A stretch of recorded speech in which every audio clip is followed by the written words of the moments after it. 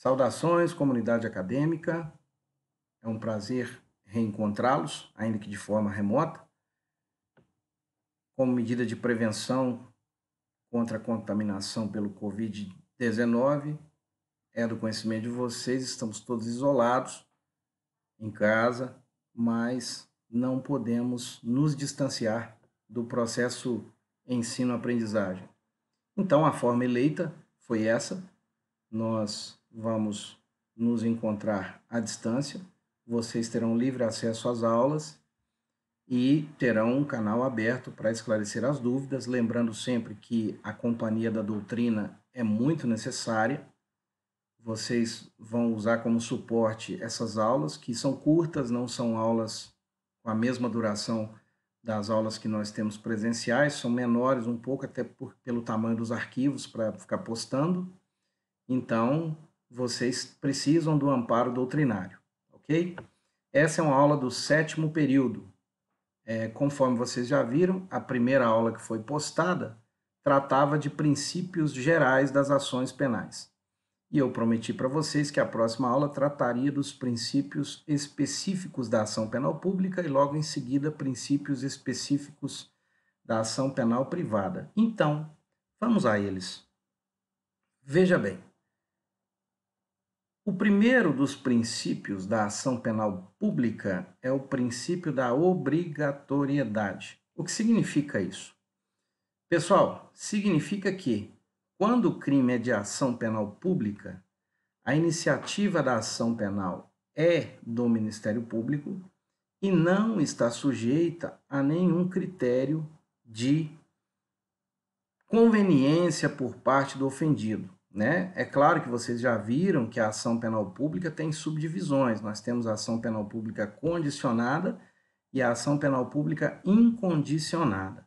Quando estamos tratando de ação penal pública incondicionada, o Ministério Público não deve satisfações ao ofendido ou a quem quer que seja. Verificada a prática da infração penal, o promotor de justiça tem que oferecer a denúncia, ele está obrigado a oferecer a denúncia, doa a quem doer. Vamos para um exemplo prático. Imaginem vocês um jovem escravo do vício que pratica pequenos furtos para manter o seu vício. Um belo dia, esse jovem entra na casa de um vizinho, enquanto todo mundo estava trabalhando, ele entra na casa de um vizinho e subtrai de lá um eletrodoméstico qualquer. É preso em flagrante alguns quarteirões abaixo. Vai para a delegacia. A mãe fica sabendo que o filho está preso, vai até lá. A vítima, que é vizinha da mãe, também é acionada e vai até a delegacia. Chegando na delegacia, a vítima usa aquela expressão que todos nós já ouvimos, aquela expressão de novela, né?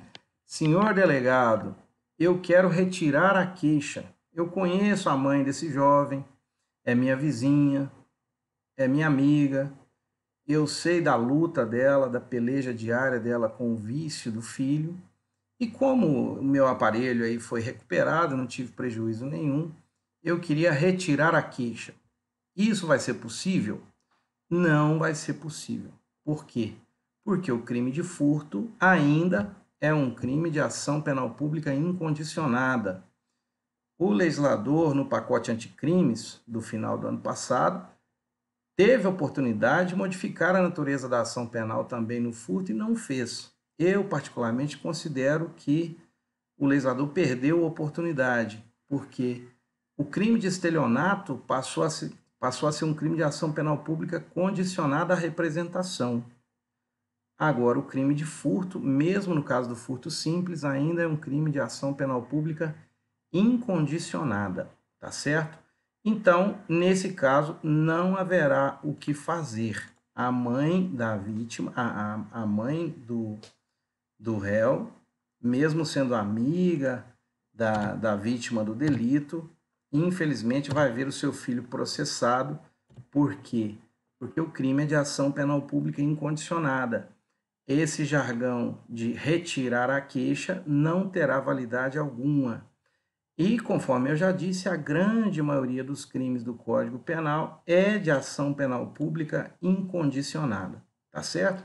Por exemplo, homicídio, tráfico de drogas, extorsão mediante sequestro, furto, roubo, os crimes contra a administração pública, enfim, a grande maioria dos crimes do Código Penal é de ação penal pública incondicionada, tá certo? Então, o que que vocês precisam saber sobre esse primeiro princípio específico da ação penal pública? Vocês precisam saber que, estando presentes as condições da ação penal, e estando também presente a chamada justa causa, o Ministério Público é obrigado a oferecer a denúncia.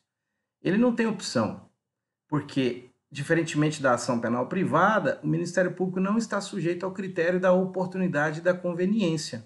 Aconteceu o crime, o promotor vai denunciar, tá certo? Não está sujeito à vontade do ofendido ou de quem quer que seja. Basta vocês olharem o artigo 24 do Código de Processo Penal, e eu vou colocar aqui na tela agora, olha aí, ó, o artigo 24 do Código de Processo Penal.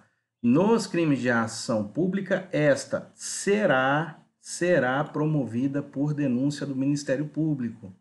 Nos crimes de ação pública, esta será promovida por denúncia do Ministério Público. Vejam que o legislador utilizou uma expressão imperativa aqui, ó. Imperativa, será. O legislador não disse poderá ser. Ele deixou claro, a ação será promovida por denúncia do Ministério Público. Tudo bem? Outra coisa que vocês precisam saber sobre a ação penal pública é o seguinte, que mesmo sendo pública, o Ministério Público não é obrigado a sempre pedir a condenação. Uma vez oferecida a denúncia, o Ministério Público não pode dispor mais da ação penal, que é o princípio da indisponibilidade que será visto daqui a pouco. Por outro lado, da mesma forma que o Ministério Público não pode desistir da ação penal, também é certo que, se o Ministério Público se convencer da inocência do acusado, ele tem a obrigação de pedir a sua absolvição, tá certo? O Ministério Público não é escravo da acusação. Muito pelo contrário, o Ministério Público é representado por um promotor de justiça. E diante de uma situação de injustiça, se o Ministério Público perceber que o réu está sendo injustiçado, que o réu é inocente, depois do devido processo legal, se a instrução processual penal provar a inocência, o Ministério Público deve pedir a absolvição do réu. Tudo bem? Outra coisa que vocês precisam saber a lei processual penal, ela tem mecanismos que fiscalizam o princípio da obrigatoriedade. Nós já vimos nas aulas presenciais a chamada ação penal privada subsidiária da pública, que está lá no artigo 29 do Código de Processo Penal, salvo engano. Vamos dar uma olhada aqui. Artigo 29. Isso, será admitida, vejam bem, será admitida a ação privada nos crimes de ação pública, se essa não for intentada pelo Ministério Público no prazo legal, cabendo ao Ministério Público aditar a queixa, repudiá-la, oferecer denúncia substitutiva, intervir em todos os termos do processo, fornecer elementos de prova, interpor recurso e, a todo tempo, em caso de negligência do querelante, retomar a ação como parte principal. Veja, meus queridos alunos, que o Ministério Público, mesmo nos casos raríssimos, em que o Ministério Público for negligente em não oferecer a denúncia no prazo legal, mesmo o legislador dando essa brecha para que o ofendido ofereça a ação penal no lugar do Ministério Público, o legislador deixou muito claro que o Ministério Público continua a todo momento próximo da ação penal. Ele tem o direito, o dever, aliás, de aditar a queixa, de repudiá-la, de oferecer denúncia substitutiva, de intervir em todos os termos do processo, de fornecer elementos de prova, enfim. Esse é um mecanismo fiscalizador do princípio da obrigatoriedade da ação penal pública. Pois bem, apresentei para vocês o princípio da obrigatoriedade. O próximo princípio a ser trabalhado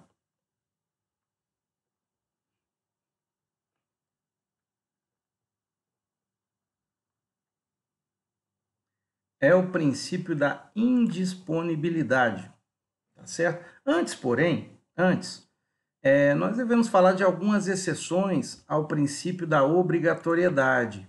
Vejam bem, mesmo em crimes de ação penal pública, nós temos algumas exceções a esse princípio, tá? O professor Manzano, por exemplo, ele traz como uma das exceções a transação penal nos juizados.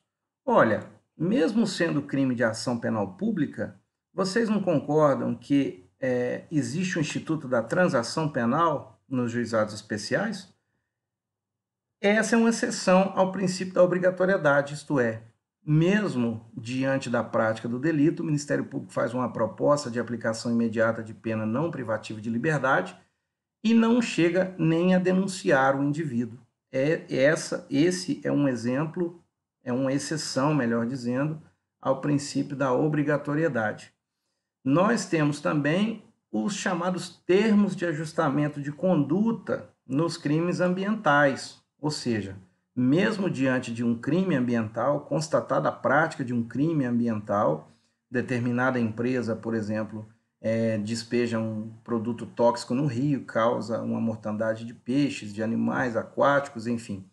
E mesmo diante desse crime ambiental, o Ministério Público deixa de oferecer a denúncia, isto é, veja bem, abre mão do princípio da obrigatoriedade em troca do chamado termo de ajustamento de conduta, que é uma espécie de contrato celebrado entre o particular, entre o autor da infração penal e o Ministério Público, através do qual ele se obriga a tomar algumas providências para ajustar a sua conduta e minimizar os prejuízos que eventualmente tenha causado com o delito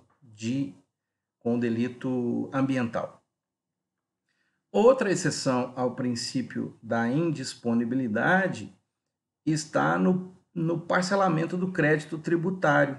Veja bem, mesmo quando constatado um crime tributário, se o indivíduo realiza o parcelamento, ele faz um acordo com a Receita, né, e realiza o parcelamento, a ação penal não será proposta. Veja bem, estamos aqui no parágrafo 2º, vou liberar na tela aqui, parágrafo 2º do artigo 83 da Lei 9.430. É suspensa a pretensão punitiva do Estado, suspensa, veja bem, pretensão punitiva fica suspensa, referente aos crimes previstos no caput, durante o período em que a pessoa física ou pessoa jurídica relacionada com o agente dos aludidos crimes estiver incluída no parcelamento, desde que o pedido de parcelamento tenha sido formalizado antes do recebimento da denúncia. É claro que tem que ser antes do recebimento da denúncia, porque depois de oferecida a denúncia e recebida a denúncia, aí não terá mais o que ser feito, porque o princípio da indisponibilidade começa a vigorar, tá certo? Uma terceira exceção ao princípio da obrigatoriedade está na chamada colaboração premiada, instituto que vocês têm visto tanto aí, né? Ações da Operação Lava Jato, colaboração premiada tem sido uma das palavras mais repetidas no noticiário quando se fala em crimes do colarinho branco, não é verdade? E vejam bem, é tão curioso observar essa lei, a lei das organizações criminosas, que há dispositivos nessa lei que permitem até que o Ministério Público deixe de oferecer a denúncia, tá certo? Procurem o artigo 4º da Lei de Organizações Criminosas, que vocês vão encontrar por lá dispositivo claro nesse sentido. Só um instante.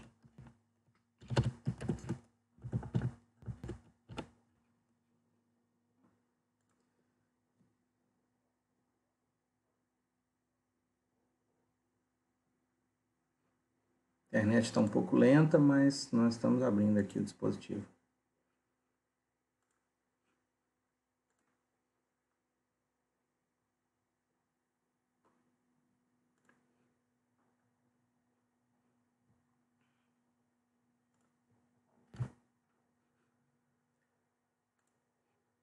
Assim que abrir o dispositivo, a gente continua, porque nós não podemos perder tempo. Então, são essas algumas exceções ao princípio da obrigatoriedade da ação penal pública.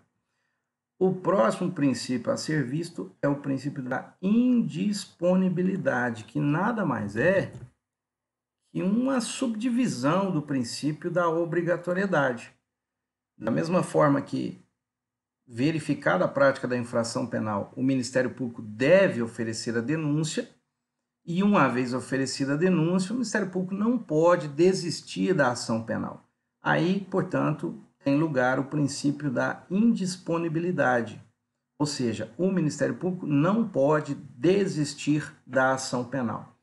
E também não pode desistir dos recursos que eventualmente tiver interposto. Ora, é lógico, se o Ministério Público não pode desistir da ação penal, se for sucumbente numa ação penal e recorrer, ele também não poderá desistir dos recursos que porventura interpuser. Tá certo? Nós temos uma exceção interessante ao princípio da indisponibilidade da ação penal, que é justamente a suspensão condicional do processo, que está lá naquele artigo 89 da Lei 9.099, artigo bem falado, né? Toda vez que o Ministério Público oferece a denúncia por crimes que têm pena mínima igual ou inferior a 1 ano, ele oferece a denúncia, mas ao mesmo tempo, ele oferece a oportunidade do sujeito ver o processo suspenso, desde que cumpridas algumas exigências contidas na lei. Então, o Ministério Público faz o seguinte, ele oferece a denúncia e, logo depois de oferecer a denúncia, ele lança uma cota ministerial no processo, fazendo uma proposta ao réu, ao denunciado, de suspensão desse processo durante um período de prova, desde que esse sujeito acate as exigências contidas na proposta e, ao final, se ele cumprir direitinho as exigências da proposta, haverá extinção da punibilidade, tá certo? Artigo 89 da Lei 9.099/95.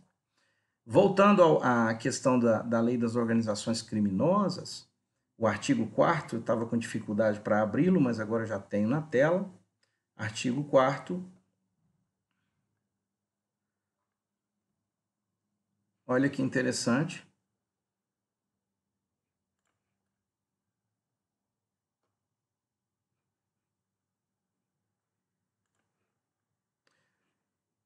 Vamos lá? Está aqui. O juiz poderá, a requerimento das partes, conceder perdão judicial, reduzir em até 2/3 a pena privativa de liberdade ou substituí-la por restritiva de direitos daquele que tenha colaborado efetiva e voluntariamente com a investigação e com o processo criminal, desde que dessa colaboração advenha um ou mais dos seguintes resultados. Vejam bem.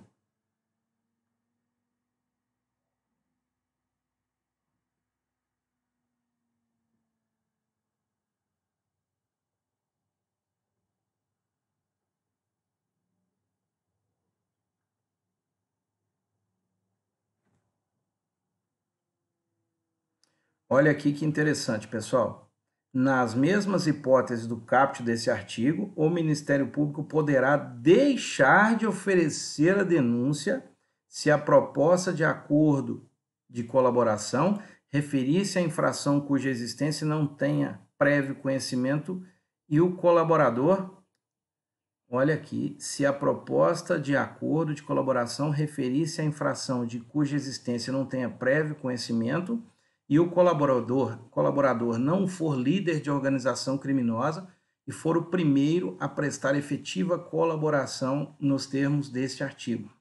Olha que interessante, a Lei das Organizações Criminosas prevê até mesmo que o Ministério Público deixe de oferecer a denúncia se o indivíduo não for o líder da organização criminosa, se ele não for o líder da organização criminosa, e se ele for o primeiro a prestar uma efetiva colaboração.